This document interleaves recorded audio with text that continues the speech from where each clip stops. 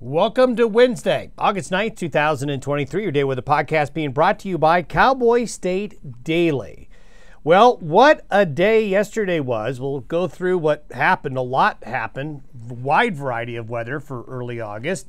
But the good news for at least the inner Mountain West and the western high plains, the severe weather threat shifts east. Now, not good for those to our east because there'll be a lot of severe weather in the Midwest today.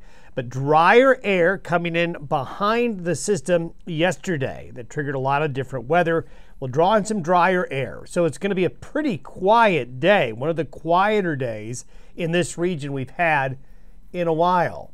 Temperatures will gradually warm up after starting the week cooler than average, but the major heat, anything really hot, continues to be bottled up in Texas, New Mexico, Arizona, the Southwest United States.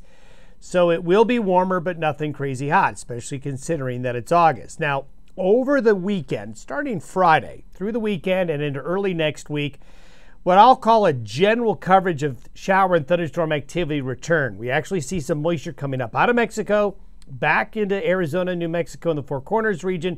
Some of that will get into the western slope of Colorado, Utah, then eventually into the Front Range and the High Plains areas, leading to general coverage of kind of more of a garden variety pattern of afternoon and evening thunderstorms this weekend and into early next week. Kind of a typical late summer pattern develops at the end of this week through the weekend and early next week.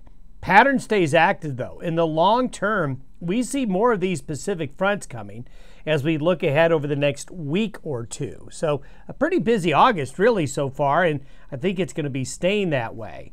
Now this is how yesterday started. Yes, that is fresh snow. Thanks, Dave, for taking this shot. High Wind River Mountains and the High Tetons, both over the last couple of days, reporting snow above timberline as that colder, moist pattern from the Pacific Northwest pushed its way on through. Now, this big contrast that you're going to get in early August when it's snowing in the mountains down to just above tree line, this early in the season, that cold air aloft as it hits the warmer air to our south and east is going to cause problems, and boy did it ever.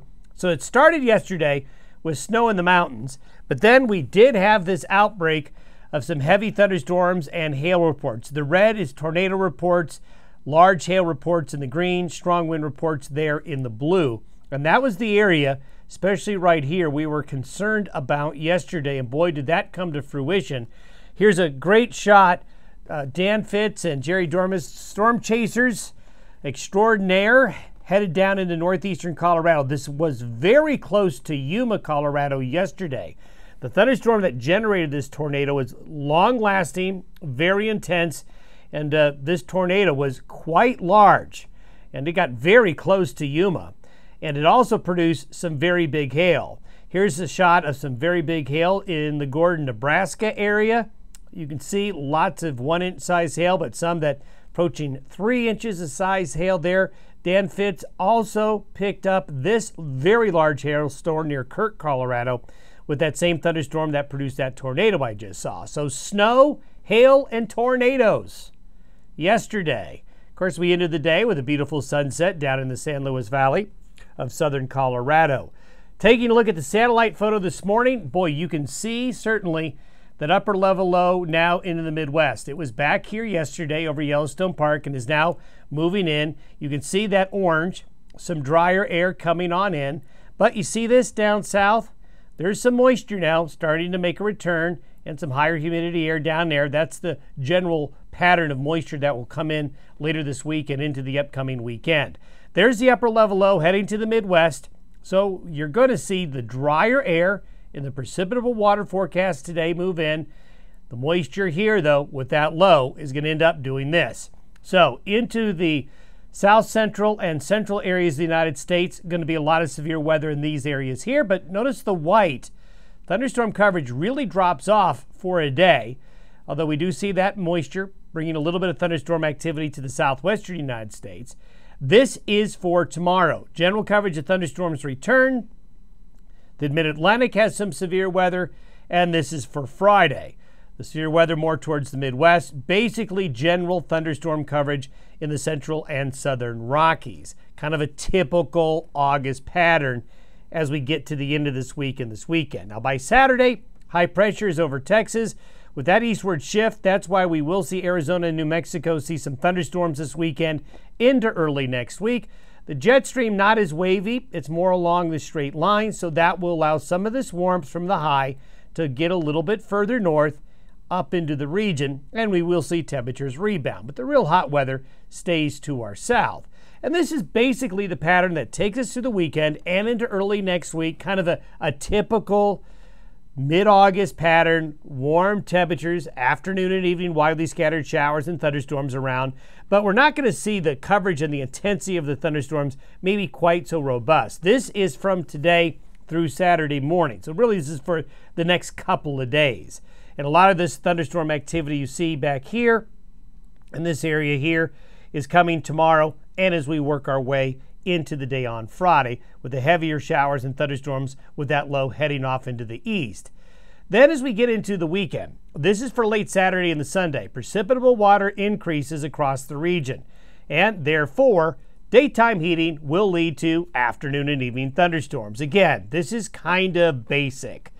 Nothing really significantly deep with the moisture, but enough with daytime heating to generate afternoon and evening thunderstorms, even back over the Sierras and across the Great Basin into the central and southern Rockies. Dry, stable air up here will keep thunderstorms at a minimum across northern Wyoming, most of Montana, and the Pacific Northwest. More of the activity will be headed towards the Midwest there.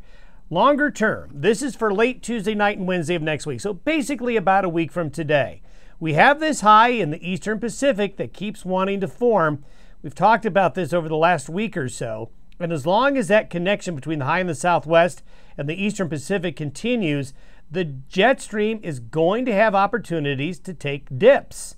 And there it is. So the middle to the end of next week, this could very well push in a couple more Pacific cold fronts riding along in the northwest flow again, pushing its way south. What that would do is keep temperatures moderate, keep them from getting too hot, and will bring occasional chances of thunderstorms and showers as those fronts move through.